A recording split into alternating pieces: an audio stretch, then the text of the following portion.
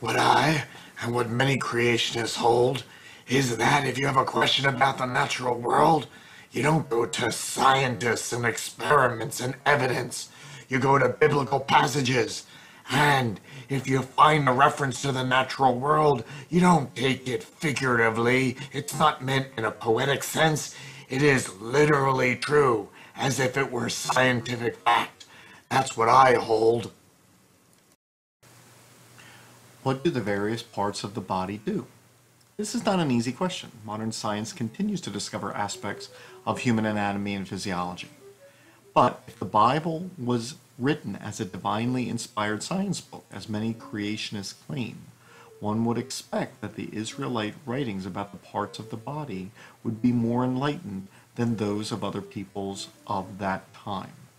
If science teachers are asked to teach the Bible as if it were divinely inspired science books, which reveals information about the literal world from its literal translations, it is reasonable that those who wrote the Bible at least knew the basic functions of the heart, the brain, the kidneys, the liver, etc. And so therefore, what does the Bible say about the various parts of the body?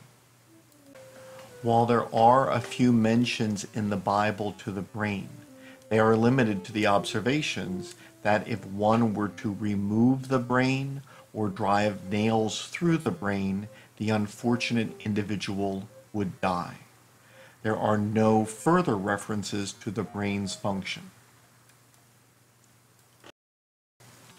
What are the functions of the liver, the kidneys, and the adrenal glands, here translated as the little kidneys?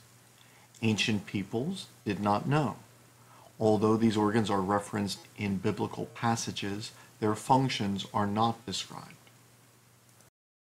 In addition to blood being shed in battle, there are references to blood and other parts of the body, but they do not convey anatomical information.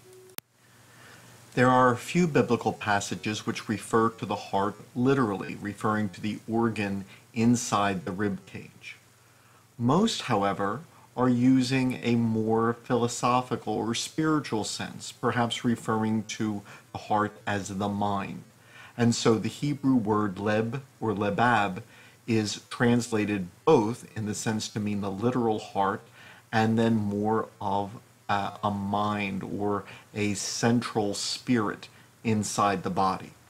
Now, Valentines use the word heart in much the same way. It is not the literal heart in an anatomical sense. However, we do not use Valentine cards to teach anatomy and physiology. Was the Bible intended to be used in such a purpose? Creationists argue that references to words such as days in the Genesis account, for example, were not meant figuratively, but as literal days.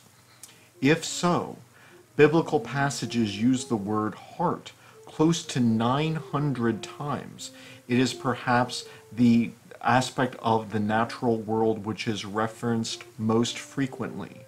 And while the passages communicate messages of spiritual significance, they are not anatomically correct. The heart is not a center of emotion. This is a function of the brain. And if the Bible were a science book, distinguishing between the heart and brain could arguably be an important distinction. Many theologians, when speaking of the brain, felt that intellect was a spiritual matter which was not rooted in any physical organ of the body. And when physiologists began to propose that the brain in fact was responsible for thought and emotions, some argued that this was contrary to the Bible and tried to suppress such conclusions.